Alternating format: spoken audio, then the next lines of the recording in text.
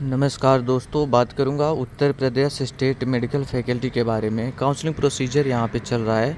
First round counselling complete हो चुका है। सेकंड राउंड काउंसलिंग के इंतज़ार में ढेर सारे बच्चे पड़े हुए हैं। तो सेकंड काउंसलिंग में कितनी सीट बची हुई है, किस कोर्स के लिए, और क्या इनका सीट मैट्रिक्स जारी होता है या नहीं होता, ये सभी चीज़ें आपको बताने वाला हूँ। तो आखिर तक देखिएगा वीडियो को। चलिए हम स्टार्ट कर लेते हैं। सबसे पहली चीज़, अगर आप हमसे ये जानना चाहते हो सेकंड राउंड काउंसलिंग कब तक स्टार्ट होगी, तो इसकी कोई कंफर्म डेट नहीं है। मंडे को पॉसिबिलिटी है कि सेकंड काउंसलिंग स्टार्ट कर दिया जाएगा, लेकिन क्लियर अपडेट कोई नहीं है। तो लेकिन मान के चले अगस्त एंड तक में आपका स्टार्ट हो जाएगा सेकंड राउंड काउंसलिंग। और दूसरी चीज़, अब ये कितनी सीट बची हुई है, तो सबसे पहले आपको ये बताना चाहूँगा, टोटल हमारे पास में 28 कोर्सेज है और यूपी के लगभग सभी मेडिकल कॉलेज है, सभी गवर्नमेंट मेडिकल कॉलेज है, प्राइवेट इसमें नहीं इंक्लूड है। अब और ढेर सारी कैटेगरी हमारे पास में होती है, general, OBC, EWS, SC, ST, साथ में सब कैटेगरी भी होती है, पीएच, एफएफ, ईएक्स, सर्विसमैन। सभी में ये डाटा जो है ये कॉलेज वाले प्रोवाइड करते हैं किसको, स्टेट मेडिकल फैकल्टी को। फर्स्ट राउंड काउंसलिंग 21 को ख़त्म हुआ, उसके बाद से डाटा कॉलेज वाले प्रोवाइड कर रहे होंगे। लेकिन मैं लगातार 4-5 सालों से कवर कर रहा हूँ स्टेट मेडिकल फैकल्टी की इन्फॉर्मेशन। आपको बता दूँ, यहाँ पर सीट मैट्रिक्स जारी नहीं होता है सेकेंड राउंड काउंसलिंग के लिए, अभी तक में नहीं किया गया है। जो 4-5 सालों से मैं कर रहा हूँ, इस बार आ सकता है और ऐसा भी हो सकता है कि नहीं आए। लेकिन सीट बचती कितनी आखिर में? अगर सीट मैट्रिक्स नहीं होगा, हम देख नहीं पाएंगे किस कॉलेज में कितनी सीट है, तो हम चॉइस फिलिंग कैसे करेंगे? इस बात को फैकल्टी को ध्यान में रखना चाहिए और इस बार उनको सीट मैट्रिक्स देना चाहिए। लेकिन अभी तक नहीं आया है, तो उम्मीद यही कर सकते हैं कि नहीं आएगा। जो भी होगा वो आगे होगा। लेकिन मान के चले आपको मोटा मोटी आइडिया ज़रूर दूँगा। हमारे पास में 65 से 70% सीटें भर ली जाती है फर्स्ट राउंड काउंसलिंग में। ये 75 लिख दिया मैंने, सॉरी। 65 से 70% सीटें फर्स्ट राउंड काउंसलिंग में ही कंप्लीट कर ली जाती है, भर दी जाती है। अब बचती है 30% सीटें, जिस पर आपको ये भी नहीं आइडिया है कहाँ पर कितनी सीट बची है। जैसे मैं बात करता हूँ, चलिए KGMU लखनऊ का बात किया, यहाँ पर जितनी सीटें होंगी DMLT के लिए, आप जाइएगा प्रॉस्पेक्टस ओपन करिएगा, आई थिंक 100 सीट है।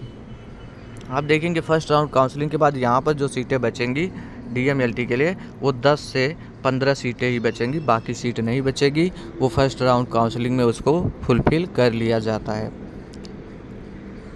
ऐसे ही हमारा सैफई का कॉलेज है। सैफई और KGMU, इन सब से क्या है, अपग्रेड कम करते हैं बच्चे। अगर सीट मिल गई तो यहीं से करते हैं, बाकी और कॉलेजेस से अपग्रेड करते हैं। और अपग्रेड के लिए ढेर सारे स्टूडेंट्स अप्लाई करेंगे, जिसके चलते आपको सीट मिल सकती है। और आप ध्यान देंगे, अगर इस काउंसलिंग में आप गलती कर दिए, फिर आगे आपको अच्छा कोर्स मिल पाना आसान नहीं होगा।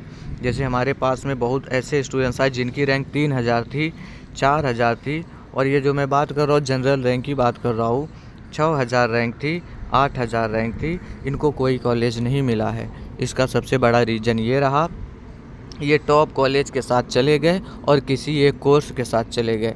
अगर 3000 रैंक पर आपको कॉलेज नहीं मिला, इसका मतलब ये है आपने KGMU सेलेक्ट किया है, UP UEMS सैफई किया होगा, बहुत किया होगा तो राम मनोहर लोहिया तक किया होगा, और कोर्स तीनों में ही आपने DMLT डाला होगा, जिसके चलते आपको नहीं मिला। अगर यही गलती आप आगे भी करते रहे, आपको सीट नहीं मिलने वाली।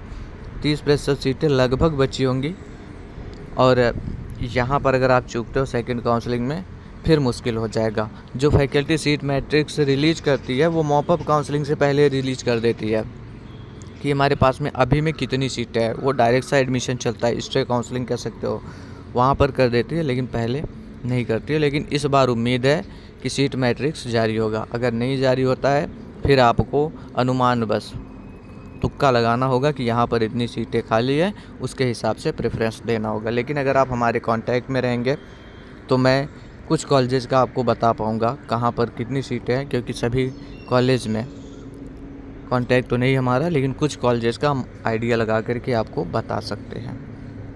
ठीक है दोस्तों, बाकी हम पेड काउंसलिंग करवा रहे हैं, उसमें आप चाहे तो पार्टिसिपेट कर सकते हैं। उसके लिए 500 रुपये चार्ज रखा गया है। जब तक सेकंड काउंसलिंग नहीं स्टार्ट होता तब तक आप यहाँ पर बुकिंग कराते हैं, अगर प्री बुकिंग है 500 है। उसके बाद अगर आप करवाते हैं, जब काउंसलिंग स्टार्ट हो जाएगी तो 1000 रुपये चार्ज होगा। रही बात अगर आपको सीट नहीं अलॉट होता है, पहली चीज़ आपकी मेरिट के आधार पे जो रैंक और कैटेगरी रैंक है, जनरल रैंक और कैटेगरी रैंक, उसके बेसिस पर बेस्ट कोर्स आपको और बेस्ट कॉलेज दिलवाने की कोशिश की जाती है। आपसे कंसल्ट किया जाता है, फिर एक प्रॉपर सा लिस्ट दिया जाता है जो कि आप चॉइस फिलिंग उसी तरीके से करते हैं।